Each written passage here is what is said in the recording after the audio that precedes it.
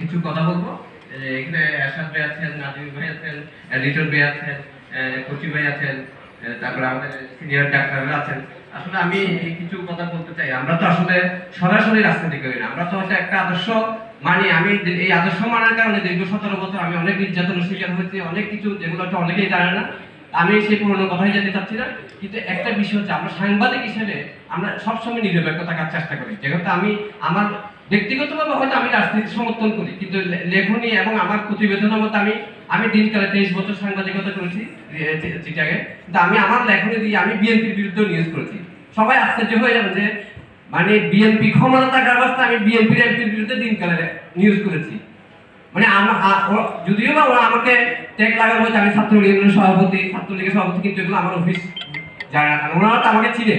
হয়তো ব্যক্তিগত স্বার্থ কারণ রাখতে গেলে এটা আমি ট্যাগ লাগানো হয়, কিন্তু আমার কথা হচ্ছে আমি কি করি সেটা তো অনেকেই জানে। বিএনপি করি না কি করি বা সমর্থন করি কিনা, কিন্তু ব্যক্তিগত যখন আমি পেশাগত দায়িত্ব পালন করি তখন আমি নিরপেক্ষতায় থাকার চেষ্টা করি। এখন কথা হচ্ছে এখন সোশ্যাল মিডিয়ায় বিএনপি অনেক পিছিয়ে, অনেক অপপ্রচারের শিকার হচ্ছে, অনেক এই গণমাধ্যমের অপপ্রচারের শিকার হচ্ছে। কিন্তু কথা হচ্ছে যে এখন আমরা যখন বিএনপির পক্ষে কথা বলি তখন আমি ঠিক আছে, যখন আমি একটু ওনার সমালোচনা করি বা তখন আমাকে জামাত ত্যাগ দেওয়া হয়, আমাকে কতক্ষণ আওয়ামী লীগের বিরুদ্ধে দেখলে আমি জামাত হয়ে যাই। কিন্তু এই জিনিসটা আপনারা একটু এবার সমালোচনা সহ্য করার আপনার মানুষকে থাকতে হবে। সমালোচনা যদি আপনারা না শুনেন তাহলে তো আপনারা সংশোধন হতে হবে, আমরা সংশোধন হতে পারবো না। আপনাদের সমালোচনা আমরা শুনবো, ঠিক আছে। এখন বিষয় হচ্ছে যে এই যে 5 তারিখের পর পরিবর্তন হবে, আপনার জানেন যে দীর্ঘ 17-18 বছর এটা এই প্রেস ক্লাবটা একটি কুক্ষিগত করে রাখা হয়েছে। এখানে বিএনপি জামাতকে ঢুকতে দিত না, প্রোগ্রাম করতে দিত না। আপনারা জানেন আজকে প্রেক্ষাপটের পরিবর্তন হয়েছে। তা আমরা মনে করি বিএনপি সবসময় মিডিয়া দিক দিয়ে দুর্বল। আমি যেহেতু আমার সাংবাদিকতা শুরু হচ্ছে, আমি বিএনপির মিডিয়ার সাথে যুক্ত ছিলাম, সেটা আমি বুঝি। আমি দীর্ঘ 23 বছর অনেক বিনা বেতনে বিএনপিকে পরিশ্রম করেছি দিনকালে। এটা কেউ করবে না আমার সাংবাদিকতা জীবনে। কিন্তু কথা হচ্ছে কিন্তু সেই মূল্যায়নটা আপনারা করতে পারেন না। বিশেষ করে বিএনপি মিডিয়া দিক দিয়ে অনেক দুর্বল, এখনো দুর্বল। সামনে আপনারা সরকার গঠন করতে আশা করি, কারণ আমি জানি এখানে বিএনপি ছাড়া অন্য কোনো দল সরকার গঠনের প্রশ্ন আসে না। বিএনপি বৃহত্তর রাজনৈতিক দল, সর্বস্তরে গ্রামে গঞ্জে সবাই বিএনপির সমর্থক, এবং অন্য কেউ থাকলে হয়তো তারা ভাগ বটরা আসতে পারে, কিন্তু বিএনপি বৃহত্তর আগামী যদি সুষ্ঠু নির্বাচন হয় বিএনপি সরকার গঠন করবে। আপনাদের একটা মাথায় রাখতে হবে যে মিডিয়াকে আপনাকে মূল্যায়ন করতে হবে, মিডিয়া কোথায় গ্যাপ আছে বিএনপি সেটা মূল্যায়ন করতে হবে। একটা অপপ্রচারের একটা উদাহরণ আমি দিই। আমি 5 আগস্টের পর অনেক উপজেলায় আমি দিয়েছি। এরপর আমি দেখছি যে বিশেষ করে সন্ধিতে আমার 2বার যাওয়া হয়েছে।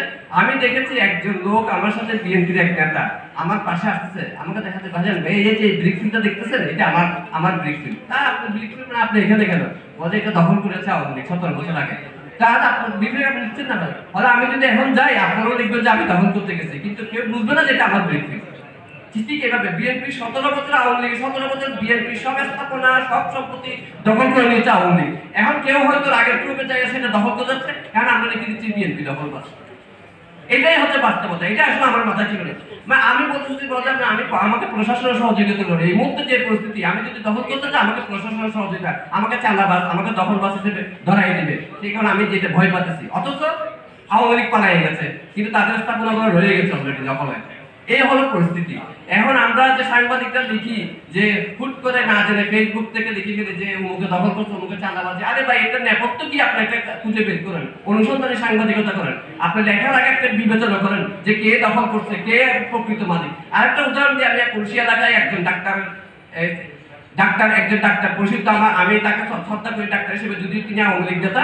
কিন্তু এখন আমার কাছে ফোন করছে রাত 2টা বাজে যে শিল্পী আমার বাড়িটা দখল করে ফেলছে, আপনি একটু সহযোগিতা করেন। আমি বিএনপি নেতাদেরকেও বলছি একটু সহযোগিতা করেন। তা আমি খুশি তাদের ওসিকে ফোন করলাম, উনি আমার আগে সরজমিনে গিয়ে বলে না এটা তো এরকম।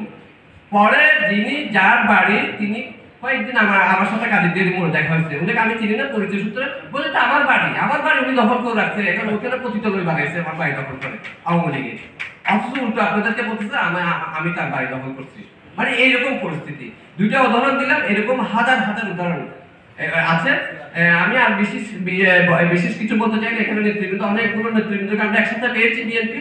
আমি মনে করি বিএনপি আমাদের অনেক কর্মীরা, আমাদের সহকর্মী অনেক কিছু বলেছেন, বিএনপি এগুলো নোট নেবে রাখবেন এবং ভবিষ্যতের জন্য তারা এইসব করবেন, যে মিডিয়া যাতে গুরুত্ব পায়। মিডিয়া যেহেতু বিএনপি না, সব দলের মিডিয়াকে গুরুত্ব দিতে হবে। বিএনপি যেহেতু রাষ্ট্রের চতুর্থ স্তম্ভ হচ্ছে মিডিয়া, এই মিডিয়াকে গুরুত্ব দিলে বিএনপি আমার মনে হয় তারা সঠিক পথে যেতে পারবে এবং তাদের দলীয় কর্মকাণ্ড, যেটা এনাম বলছে, আমাদের ছোট ভাই এনাম, যে দলীয় কর্মকাণ্ডগুলোতে যেন সভা সমাবেশগুলোতে যেন শৃঙ্খলা আনা হয়, যাতে একটা কর্মী বাহিনী রাখা হয় যে যারা শৃঙ্খলার দায়িত্বে থাকবে। এই জিনিসগুলো শৃঙ্খলার মধ্যে আনলে আমার মনে হয় বিএনপি আর সামনে এগিয়ে যাবে এবং সামনে আর তাদের ভবিষ্যৎ বাংলাদেশ বিনিময়ে তাদের ভূমিকা থাকবে।